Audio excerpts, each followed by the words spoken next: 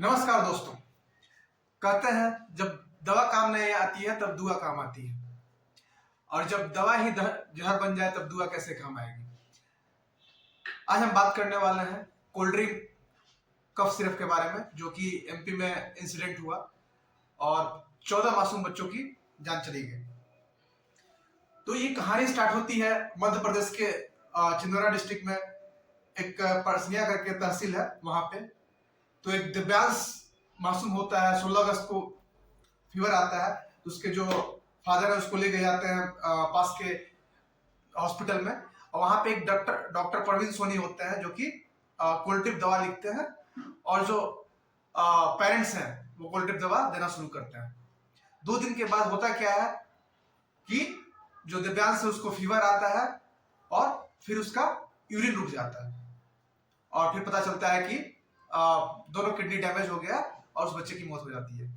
तो ये एक बच्चे की कहानी नहीं है, ऐसे ऐसे करके कम से कम दिव्यांश, फिर विधि, फिर अदनान, ऐसे ऐसे कम से कम 15 मासूम बच्चों की जान चली गई 3 से 4 हफ्ते के बीच में।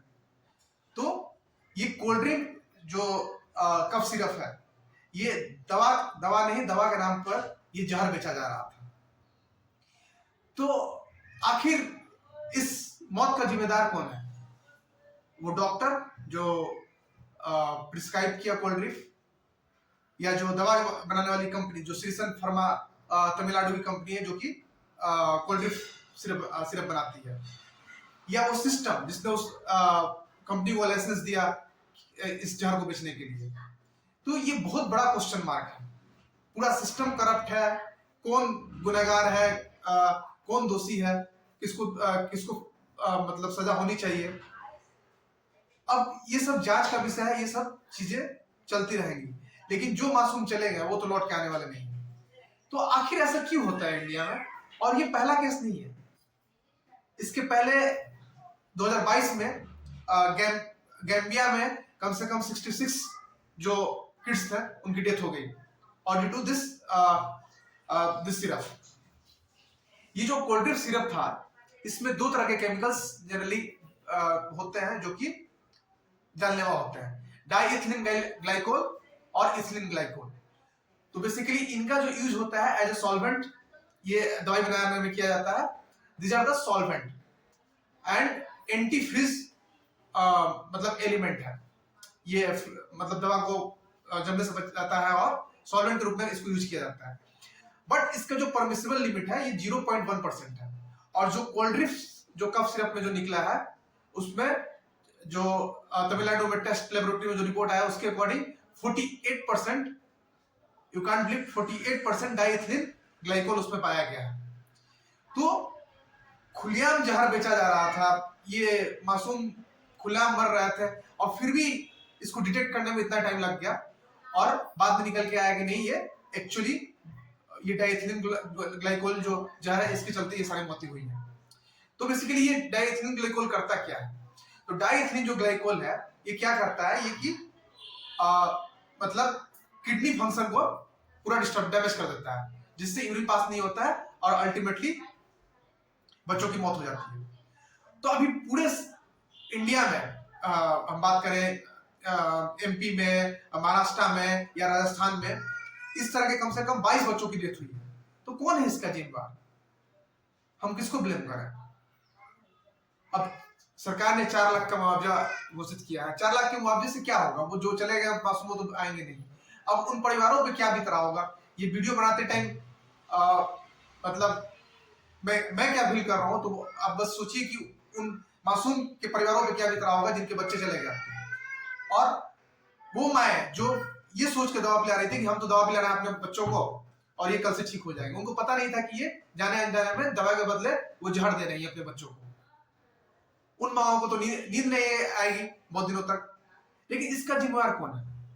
अल्टीमेटली क्वेश्चन नहीं पे आता है।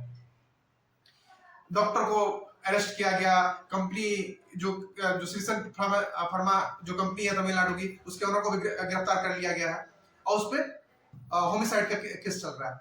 लेकिन बात यहाँ पे खत्म नहीं होती। ये हर बार होता है। गैम्बिया में 2022 में हुआ, जो कि इंडियन जो कफ सिरप थे उसके चलते 66 बच्चों की मौत हो गई।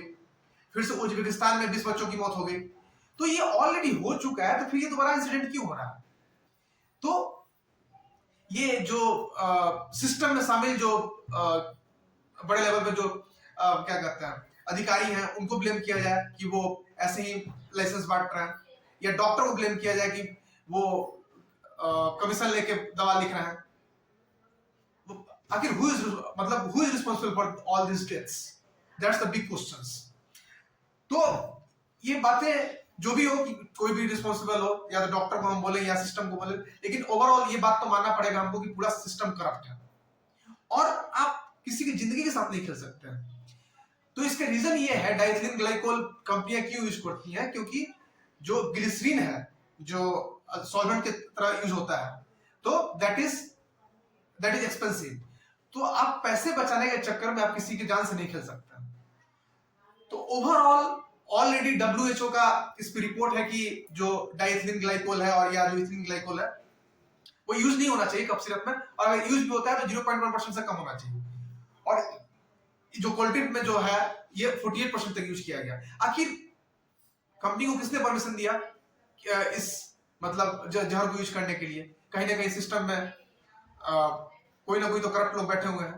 तो सरकार को इस विषय पे सोचना चाहिए और ये मेक श्योर करना चाहिए कि ये बस इस बार खाना पूर्ति नहीं होगी, बस अरेस्ट हो गया और फिर नेक्स्ट टाइम से वही होता है। जनरली इंडिया में क्या होता है, एक इंसिडेंट होता है, 10 दिन बाद लोग भूल जाते हैं और फिर से रिपीट होता है। इस केस में भी यही हुआ। 2022 में गैम्बिया में बच्चे मरे थे, जो कि इंडियन कफ सिरप के चलते मौतें हुई थी। स्टिल अभी 2025 में 22 बच्चों की मौतें हो गई। कौन है जिम्मेदार? तो हर काम सरकार तो कर नहीं सकती। सरकार ने उसके लिए अधिकारियों को अपॉइंट किया हुआ है, अथॉरिटी को अपॉइंट किया हुआ है, ड्रग कंट्रोलर को अपॉइंट किया हुआ है। तो इन लोगों को अपना काम सही से करना होगा और सरकार को स्ट्रिक्ट एक्शन लेना होगा। तो इस केस में कुछ ऐसा होना चाहिए कि वो सामने मैसेज जाए कि अगर ऐसा कोई कुछ करता है तो उसको कोई बचा नहीं। तो इसमें बहुत बड़ा पेनाल्टी लगना चाहिए, फाइनेंशियल पेनाल्टी लगना चाहिए, कुछ ऐसी सजा होनी चाहिए, कठोर सजा होना चाहिए कि आगे कोई ऐसी घटना करने की सोचे नहीं। क्योंकि हम मासूम बच्चों का जान के साथ हम नहीं खेल सकते हैं। किसी को राइट नहीं है बच्चों की जान के साथ खेलने के लिए। और बच्चे तो ये जान के पी रहे हैं कि वो दवा पी रहे हैं, वो उनकी तबीयत खराब हुई है तो वो कल से उनकी सर्दी खांसी ठीक हो जाएगी। तो आखिर ट्रस्ट किस पे किया जाए? तो कहीं ना कहीं ये पूरे सिस्टम का फेलियर है और इस सिस्टम को सुधारने के लिए सरकार को ठोस से ठोस कदम उठाना होगा। और जो भी WHO का जो भी रिपोर्ट है उसके अकॉर्डिंग मेजर्स लेने होंगे। रिगरस टेस्टिंग करनी होगी। कोई भी बैचेज अगर रिलीज की जा रहे हैं, कोई भी कफ सिरप का या कोई भी मेडिसिन का जो अगर मार्केट में रिलीज किए जा रहा है, तो उसके पहले रिगरस टेस्टिंग होनी चाहिए कि ये इसमें डाइथिलीन ग्लाइकोल और इथिलीन ग्लाइकोल जो दो केमिकल्स हैं जिनके चलते मौतें हुई हैं, ये इसमें अवेलेबल तो नहीं है। ये थी MP की कहानी। सेम कहानी राजस्थान में हुई। वहां पे किसी और केमिकल के चलती हुई, डेस्ट्रोमेथोफॉर्न करके केमिकल है, उसमें उसके मिलावट के चलते वहां पे डेथ हुई। और वहां के जो लोकल लोग हैं वो बोल रहे हैं कि वो कम्युनिटी सेंटर से दवा ली है। तो अब जब गवर्नमेंट सेंटर पे ऐसी दवाएं मिलेंगी तो आखिर लोग कहाँ जाएंगे? और ये जो भी डेथ हुई है इसमें बहुत लोग मजदूर घर के बच्चे हैं जिन्होंने अपना ज्वेलरी बेच दिया, जिन्होंने अपना लैंड बेच दिया, सब कुछ बेच दिया अपने बच्चों को बचाने के लिए, तब भी अपने बच्चों को नहीं बचा पाए। तो सरकार को इस विषय पे बहुत गहन चिंतन करना चाहिए। कमेटी ऑलरेडी बैठ गई है, लेकिन बस सरकार से यही निवेदन है कि इस बार तो हो गया, बट अगली बार कोई भी कल्प्रिट ऐसा नहीं कर पाए, ऐसा कुछ ठोस कदम उठाया जाए, रिगरस टेस्टिंग बढ़ाया जाए, रेगुलेटर्स को अलर्ट किया जाए और कठोर से कठोर कार्रवाई की जाए। आप क्या सोचते हैं कृपया इस कमेंट सेक्शन में अपनी राय व्यक्त करें और मैं आशा करता हूं कि आगे से ये घटना घटित नहीं होगी। धन्यवाद दोस्तों। तो हमको क्या करना है एज ए पेरेंट्स, हमको क्या करना है या एज ए सिटीजन हमको क्या करना है? तो सबसे पहले 2-3 चीजों का ध्यान रखना है। सबसे बड़ी चीज, सेल्फ मेडिकेशन बिल्कुल अवॉइड करें। सेल्फ मेडिकेशन बिल्कुल नहीं करें। Always consult the doctor. कुछ भी अगर प्रॉब्लम होता है तो डॉक्टर को हमेशा कंसल्ट करें।